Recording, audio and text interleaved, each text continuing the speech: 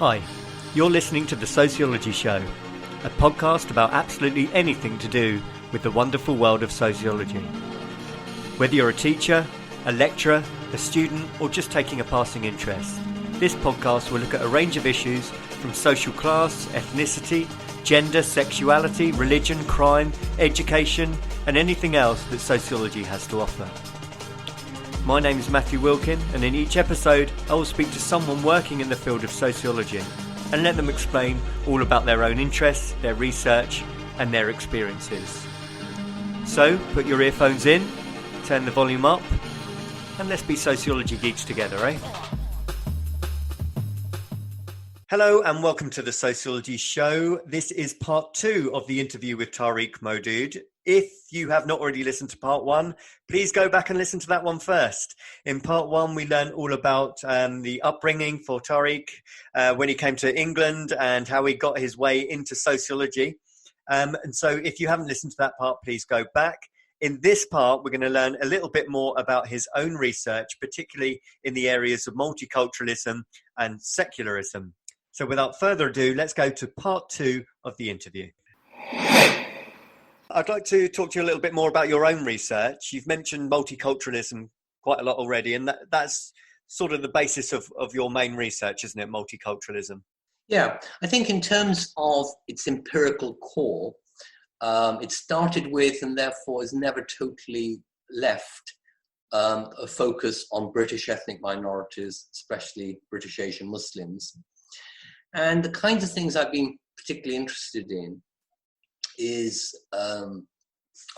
discrimination, inequality in labour markets, for instance, in access to universities, and the drive for social mobility, because these obstacles that I just referred to become most evident when groups are trying to, as it were, improve their lot. And most ethnic minorities in Britain, formed through migration from the late 1940s onwards, have this drive for social mobility, though sometimes it becomes very severely arrested when they get trapped into certain exclusions, meaning trapped into certain kinds of employment and institutional ghettos and so on.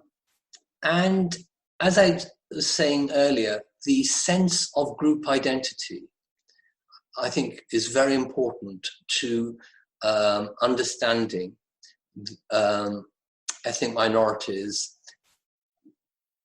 over and beyond just how they fit in or don't fit in, are excluded or allowed to enter certain kinds of structures and opportunities.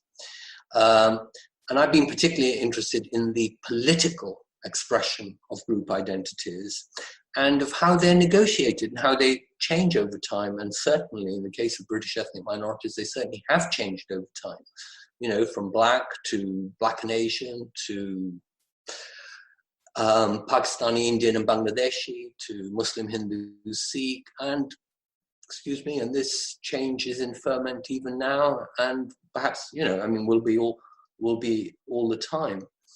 And it's very strongly connected to wanting to be British, to making a claim to be British, because the groups I'm talking about came from a British background, from, if you like, the British political system in its extended geographical global form, the empire and then the Commonwealth. So people like me, like my dad anyway, already had a sense in which they were connected to Britain. They weren't just migrants, just, I'll go there because there are some job opportunities. They had a very strong sense that Britain had something to do with them and they had something to do with Britain. As you know, a lot of West Indians who came, with the Windrush and into the 1950s and so on, even into the 1960s, spoke of Britain as the mother country. And so the experience of racism was actually even more severely effective, felt because they thought they already were British and couldn't understand the racial exclusion and the othering that they experienced. So the theoretical frame in which I have approached these kinds of questions is multiculturalism, as you've noted. Now, this is largely a political theory concept. I see it as extending the idea of equal citizenship to the idea of difference, of minority identities. And the key concept here is the idea of recognition and its correlate, misrecognition. So misrecognition is where a group is treated without any interest in the group itself.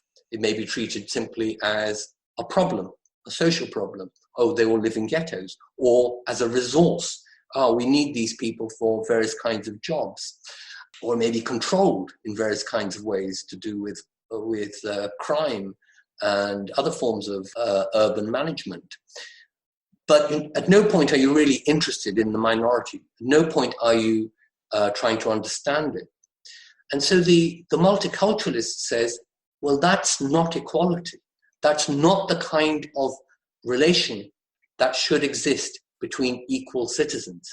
Equal citizens owe each other some obligation to understand each other and come to sympathize and share with each other's concerns, which then become everybody's concerns, become the concerns of the citizenry of the political community. And therefore, the effort to do that is called, borrowing the term from Charles Taylor, recognition. You recognize a group in terms of their own sense of self, which of course can include their aggrieved sense of bitter exclusion and their understanding of their oppression at the hands of other people, wider society or its historical ancestors, and so on. So this makes issues around identity central to equality rather than just, of marginal interest. Equality is really all about money or power or social structures, and identity is just some kind of froth that some people have the luxury to get interested in, but most of us can't be bothered with identity because we have a family to feed and so on. No, not at all. Identity becomes absolutely central to what equal citizenship should be about. And one implication of that is that the classical liberal conception of equality, of treating everybody the same, is not enough. It's not sufficient. Of course, it's very important. It's very important in my work, very important in the work of all multiculturalists, because we do need that idea of uniformity of treatment, of uniformity of rights, as, if you like, the base of our idea of equal citizenship. The multiculturalist point is that historically has led to cultural homogenization, inattention to minority groups, or just a squashing of their identities, an indifference to their identities, and that then can't be part of equality. So equality is about uniform rights, but it can't only be about uniform rights. And therefore, sometimes we need to attend to difference and differential needs. And in British racial equality processes, probably the first argument that utilized this idea, or if it didn't expressly utilize it as a theoretical idea, that manifested itself in practice, was the Sikh campaign to be allowed to wear a turban at work, when the employer said, well, no, you can't wear anything on your head because we don't wear things on our heads in Britain or in our workplace or whatever. Or the employer had a uniform requirement and the turban wasn't part of the uniform. Maybe a peaked cap was, like a bus conductor or something like that. And in the late 1960s onwards, the Sikhs fought a campaign to have their turban recognized So this is exactly what multiculturalism is about, to have their turban recognized as important to them, of the kind that they weren't willing to give up just for the sake of a workplace rule. And I think that since then, we've seen much more unfolding of multiculturalist ideas. But these ideas should be built on racial equality ideas, because, as I said, the uniform idea of equality is also very important. We can't give up on that. And so multiculturalism is a building on that. It's an extra. And therefore, in my own work, certainly, I've seen multiculturalism as building on racial equality and anti-racism. And in some way, Britain both pioneered a certain understanding of anti-racism, it initially very much borrowed from the United States, but has also developed a form of multiculturalism which makes racialization of groups, and therefore the deracialization of groups, the equalizing of citizenship, has made that central in the way that it's not, for instance, in Canadian multiculturalism, either in theory or practice, or Australian multiculturalism, or even in American multiculturalism, though that's a slightly more complicated topic, because they have less of what you might call state multiculturalism and more of a kind of civil society politics.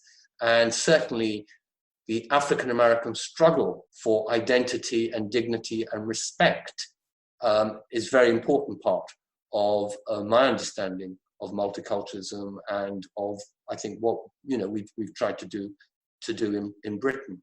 And so I've brought this understanding to bear on social and political struggles of minorities in Britain for equal citizenship and for acceptance as fully British, as equal British.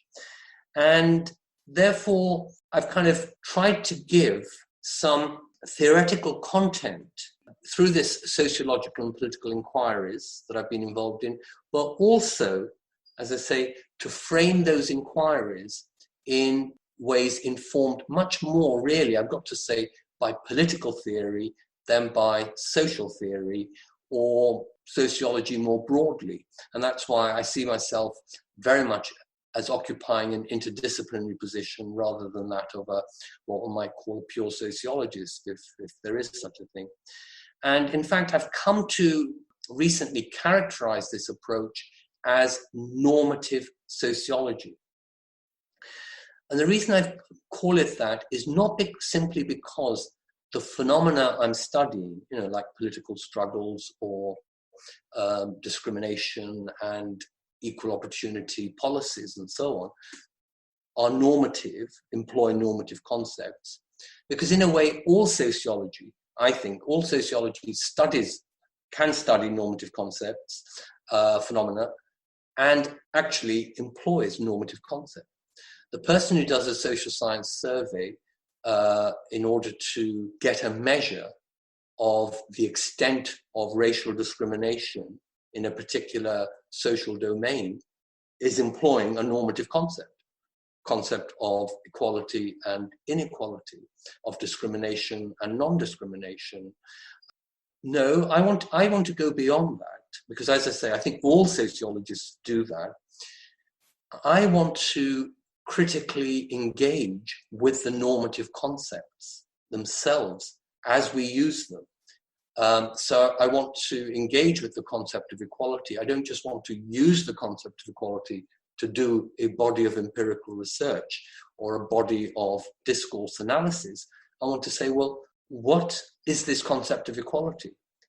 What are its variations? How have we come to have this concept? What are the, as it were, the sequence of ideas, of thinking that have led us to this point? And of course, how do they connect with the political struggles? Because I very much want to see the ideas connected to political contestation and struggles. And also, not just what are they, but what's good or bad about them, meaning what are the strengths and weaknesses here if we are committed to equality? And how can we therefore improve our existing stock of concepts for something better? How can we criticize and improve? And I'm emphasize both those things together, criticize and improve, because I think in recent sociology on social theory, there has been a tendency to just do one, criticize. Yeah. We talk about deconstruction, problematizing, favorite sociological thing. What are you doing? Oh, I'm problematizing X. Well, yes, but what follows after that? Having problematized it, have we got nothing more to say about it? So if you like, I want to offer something positive as well as something negative. If a critique through problematizing is the negative moment in engaging with certain discourses and practices informed by those ideas and discourses, then okay, what would be the positive movement forward from where we are, from what we've just sociologically established seems to be the case in a certain policy domain, or in the country as a whole, or in the minds and practices of certain classes of people or certain categories of the population, and so on. And so that's why I call it, as I said, normative sociology, because it wants to pursue the normative logic and not just establish its sociological presence or absence. It wants to pursue the normative logic in order to offer a positive contribution about how the phenomena that we're studying, which we think is problematic, could become less problematic, and hopefully not just slightly less problematic, but over time, much less problematic, be transformed. So in terms of to make multiculturalism positive, then, critics would say that if you give people more individuality to practice what they want, or their religion or their dress, that's counterproductive to multiculturalism, if that makes sense. How do you allow individuality and multiculturalism to sit side by side? Yeah, well, I think there are very few sociologists that can be persuaded that society is just about individuals. I mean, Michael Banton, who I mentioned earlier, and who actually was my predecessor at the University of Bristol, he and I used to argue about this. So, because he thought that how individuals act, in particular, what kind of decisions they make when they're presented with certain options about choosing to live in neighborhood X or choosing to live in neighborhood Y, or buying from this shop rather than that shop, or job opportunities and so on, that the decisions that people make follow a certain kind of rational calculation about what they think serves their interest. And, we can identify that, we can analyze that, and we can see that it leads to certain aggregative outcomes. So the individual is not trying to create a societal outcome, they're just trying to make the best decision for themselves, but there are these outcomes. And in a way, this is a way of thinking that we mostly find in economics, the discipline of economics. But very few sociologists believe that society is made up of just individuals and their actions. So we already have to have some kind of collective concepts, class, women, ethnicity. So we already are talking about collective phenomena, group phenomena. So it's not like my multiculturalism is introducing that and it's somehow squashing or marginalizing individuality, that I'm kind of devaluing individuality. I think any sociological inquiry has to go beyond just individuals. But the multiculturalism that I talk about must respect individual rights, because, I don't think the multiculturalism is what some people call liberal multiculturalism, say like that of Will Kimlicka, but it is a multiculturalism that has grown out of and can only be contextualized in the context of at least a partly liberal democratic society like that of Britain or the United States or Canada and so on, though of course each will have their own specificities in relation to that. But anyway, so certainly a robust frame, legal framework of rights, individual rights, is something that I think all multiculturalism I know of in political theory respect that. But we also recognize that people have group affiliations and ways of relating to each other that can't be understood in terms of individuals, and that sometimes what they're seeking in their own lives is not just what we might call individual autonomy. I think everybody wants individual autonomy to some degree or other, but that's a very big qualification, to some degree or other. What degree? Not everybody seeks it in the same degree, just as everybody seeks security in their lives, stability in their lives to some degree or other. But we know that people have different understandings, for instance, of risk, of whether to give up this job because I think I can get another better career if I take this path later. Deferred gratification, for instance, another kind of calculation about should I be doing this or benefit from something else later. So autonomy, liberal individuality, for some people is the highest good. And I understand that, but it's not for other people. And I think that a liberal regime that tries to make everybody liberals is going to be fundamentally illiberal, because it's going to have to give up on the idea that people find their own paths, that people, are the products of their own choices, even though, of course, as a matter of fact, they're not the product of their own choices because there are too many social forces at work. But recognizing that people might place a higher value on, for instance, the family, as I know a lot of people of South Asian origin do. And I'm not saying they're the only ones, but it's an example I'm very familiar with. A lot of people make choices that put their family above their individual autonomy, either at certain stages in their life or a number of stages in their lives. Parents do this for their children, including for their adult children, and adult children do it for their siblings and parents and the extended family as well. So they don't always put their individuality, their rational calculation of individual interest and benefit first. Or another way of putting this, and this is how Bhikkhu Parekh puts it, is that actually we can't understand the individual without understanding their family, because their family is part of their understanding of the individual that they are, of what it is to be that individual. So that's quite a good way of putting it. Yeah.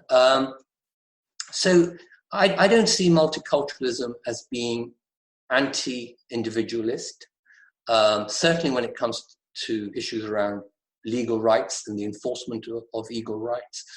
But even as a social philosophy, as a social ethos, of course, multiculturalism values things other than the individual. And so, if you like, it wants to value the multi-values rather than a hierarchy of values or putting one value above all the others, namely that of liberal individuality or autonomy. So I just think that how important then is something like assimilation? Because is assimilation moving towards homogeny and depriving people of their individuality, or is it a good thing? So it depends on, firstly, are we talking about voluntary assimilation or assimilation with lots of social pressure or some kind of legal requirement? Okay, so very few people would make it a legal requirement, especially in this day and age. So we'll put that to one side. But forcing people to assimilate, I mean, even through, like, for instance, discriminating against those people, for instance, who seem to, well, like the Sikh turban case. You say, oh, well, look, just assimilate, take off your turban, cut your hair, just be like one of us, and we'll respect you for that. I think that's entirely wrong. Yes, that is not what I understand by multicultural equality. But if people choose to assimilate, I mean, and I see this in my own life, I've assimilated in all kinds of ways. I might have made different choices if I was to live my life all over again. But nevertheless, being now the person that I am, I can see that some of my biography can be described in terms of assimilation. Some of it can be described as an assertion of a minority identity, and so on. So if it's voluntary, I don't think multiculturalists should object. So I personally, some might do, but I personally don't think that multiculturalists should be, as it were, tutting people who prefer to assimilate. You know, like a lot of people see the fact that we now have so many British Asians, especially British Indians, at the top of the Conservative Party and in government at the moment. And, you know, some of them are given very derogatory and insulting descriptions. I think that's entirely wrong. I think, people should be free to be British Indian in their own way. And if that means more assimilation than someone else thinks is right for what it means to be a British Indian, well, so be it. Of course, neither party should be able to force the other into their way. So that's why I emphasize the voluntary nature of it. There will always be some social pressures. You can't get rid of social pressures. I mean, parents pressure their children to do homework before they go out and play football in the park. Yeah. I mean, you know, the fact that we're all wanting to look cool or to look expensive, you know, posh and so on. I mean, these are all various kinds of social pressures, some not so subtle either. So society is full of social pressures, but nevertheless, where you're not directly forcing people by, for instance, giving them shameful, derogatory name calling if you think they're too assimilated and so on, I think people should be free to make their own choices and rank their own priorities and values. One area I also wanted to just ask you about is, I know you write quite significantly on secularization as well. And there are those that argue, you know, the true sort of route to equality is through secularism, if you didn't have religion. But where does that kind of stand in your argument? Because that's kind of anti-multiculturalism, isn't it? Yeah. So firstly, I'd want to make a distinction between secularization, which is a sociological process or a number of big sociological processes, and secularism, because an ism always means that there are some ideas at work. And I'm interested in the secularism rather than just the processes.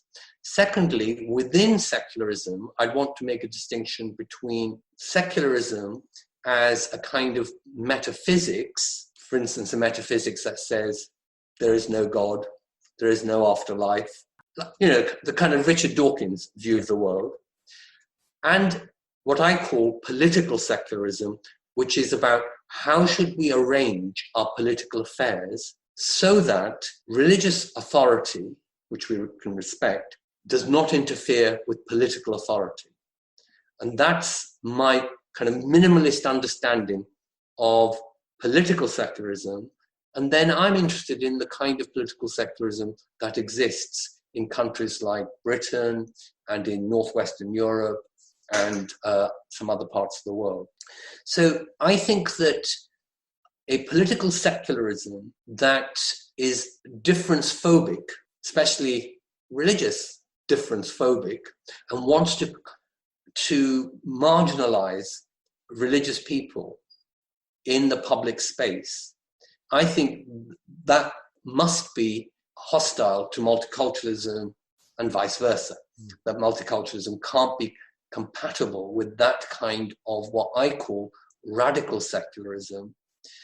And if we want a real world reference point, I would say that this is how a lot of French Republicans understand their own country, understand its laïcité. There are other French politicians, theorists, activists who have a more sympathetic, that is to say sympathetic to religion, understanding of laïcité as well. Sometimes it's called open laïcité, but they're probably in a relatively small minority in France. So radical secularism as a political idea, forgetting about anything to do with Richard Dawkins, as a political idea is incompatible with multiculturalism, as I understand it, and as I think quite a lot of political theorists understand it. On the other hand, the kind of secularism, political secularism that we have in Britain, but also I would say there's kind of an arc of northwestern Europe, which is actually the old, Protestant or Protestant Catholic countries, from England right up to Finland, including, Belgium, Netherlands, Germany, etc. If we look at those countries, I think that what we don't find is a separation of state and church, or at least not an absolute separation. We find some people might be calling for that, but it's not what exists, and it's not even what the majority are in favor of. So they're not clamoring to have more separation. They, for instance, support either the teaching of some religion in state schools, or they fund faith schools out of the public purse.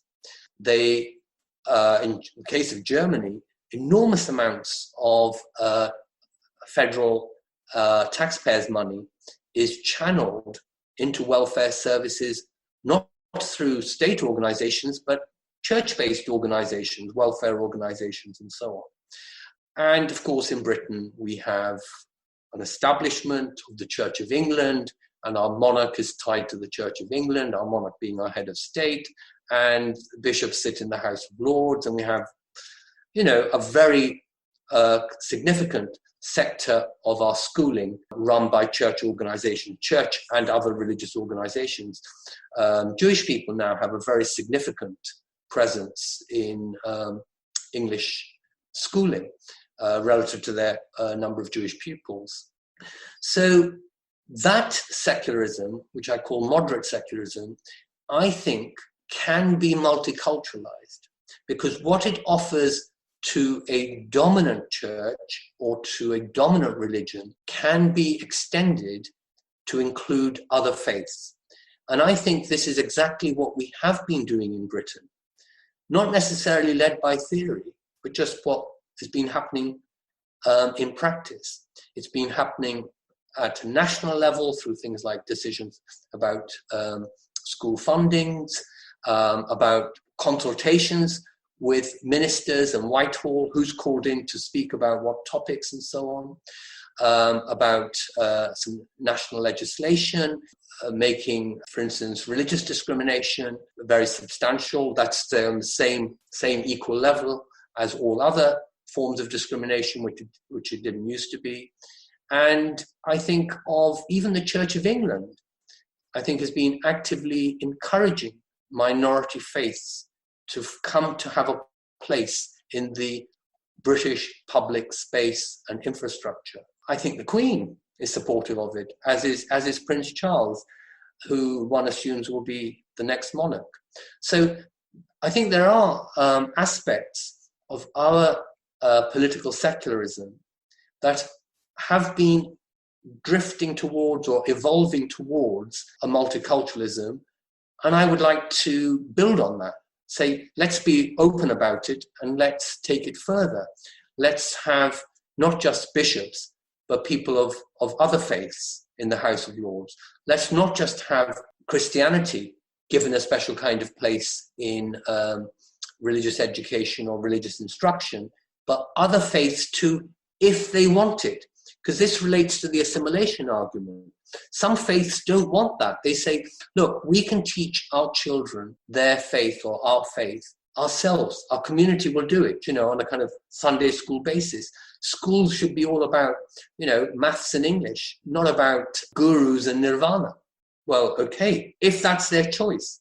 But other minorities shouldn't be dictated by the choice of some other group, whether it's a minority or a majority. So if, say, Hindus say we don't need anything special at school, but Muslims and Sikhs say, well, we do, we need, for instance, halal food or Jewish children kosher food and so on, or some religious instruction, an imam or a rabbi coming in at a particular time in the school day. It could even be in the lunchtime, but it could also be within the timetable, or it could be the end of school and so on. But it's seen as part of what is a legitimate thing to do within the school, that the school is supportive of it, the school includes it. I think that's a way of multiculturalizing the secularism that I'm talking about.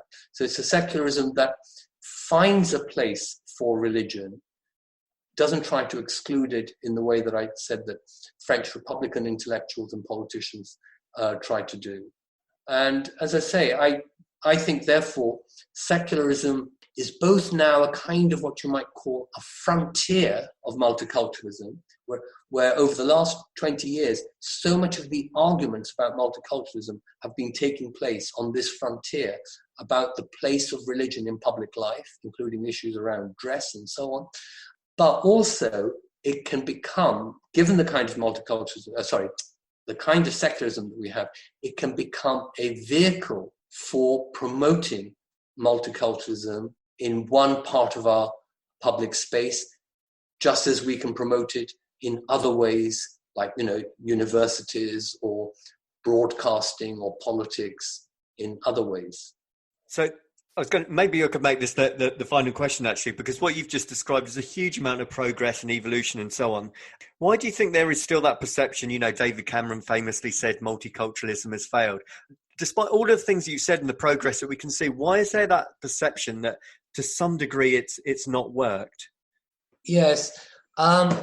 I think, in fairness, it's worth recognizing that critics of what Cameron called state multiculturalism don't just come from the right or the centre-right. Some left-wing multiculturalists using multiculturalism with a small m have also been critical of the state.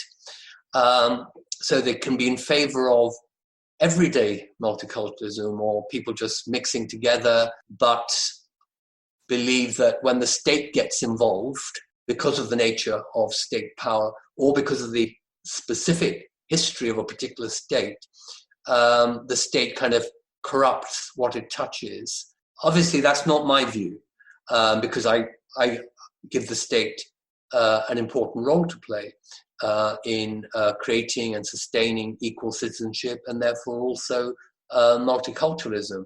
I think that it is the case that there are places in some English towns and cities where communities marked by ethnicity and religion are quite separated. They lead what was being called parallel lives. And this is, of course, one of the main things that Cameron was getting at. But in so doing, he was picking up on what we might call the statistical norm in relation to the presence of ethnic minority groups. But nevertheless, there are some cases. So if you like, he was dismissing all so-called state multiculturalism by reference to one phenomenon, which I might also accept is a bad case. But he didn't show any causal connection between any state policies and the fact that there are segregated communities. So I don't accept that multiculturalism as an ism, or even any policies to do with it, are responsible for it. I think that there's a historical legacy of where people settled. I think that that's often shaped by poverty or low income, by where jobs are available for people without certain kinds of skills or limitations in the use of English. I'm going back, historically. And I think that issues of racial exclusion and discrimination are very pertinent to the shaping of segregated communities, as is the phenomenon of white flight. So it's not like that minorities set out to create segregated communities or are happy at the outcome. They actually are not. There's quite a lot of research to show that if you ask, for instance, some Asian people in places like Bradford and Leeds and so on, they regret the fact that their neighbourhood has become as ethnically or religiously homogenous as it has. And they haven't moved into that neighbourhood. Other people have moved out. White people have moved out. But of course, their numbers, that Muslim Asian numbers, have grown just through natural reproduction. But no multiculturalist is in favour of what I've just described, segregated communities based on a historical legacy of discrimination and poverty. I mean, this is a structural disadvantage that state multiculturalism should be tackling. We shouldn't be just accepting it as a kind of laissez-faire, though, of course, by which I don't mean that we can tell people they should go and live somewhere else. You can't say, oh, there are too many Muslims in Bradford, you must go and live somewhere else. But I think that certainly policies at a local level which are aimed at bringing different communities together, for instance, redrawing some school catchment areas or twinning schools, though that's really quite a small policy. I think that attacking job discrimination and occupational segregation, I think that's very important. And when the local government is doing this, it's doing it as a local state, i.e. we have a form of local state multiculturalism. So state multiculturalism is not the cause. There's no evidence, and Cameron or anyone else haven't shown that it's state multiculturalism that causes the issues, the social conditions that we've just been referring to, and which I accept are not a good state of affairs. But I deny that they're anything to do with multiculturalism. And on the other hand, I've been saying to you that multiculturalism at a local and a national level, state level, is part of what is needed in order to avoid that situation, which isn't the norm in British towns and cities anyway. But where it does exist, we need action, not inaction. Thank you. I asked today if I could have 30, 40 minutes of your time, and you've been extremely generous and given me a huge amount more. So I'd like to really thank you for that. And just for the listeners, so they can find out more about you, where else can they read more about your work, your books, and so on? Well, I have a website, which is tariqmadood.com, all in lowercase, and nearly all of my work is on that website. Some of it you can just download. Some of it is just there as a reference that you can take into Google Scholar or something. And there are also actually quite a lot of video clips and podcasts and so on that website as well. Great. Thank you so much for your time today, Tariq. I really appreciate it. Okay. Thank you, Matthew. Thank you for taking the time to listen to the podcast. If you would like to contact the show or be interviewed, then please email thesociologyshowpodcast@gmail.com.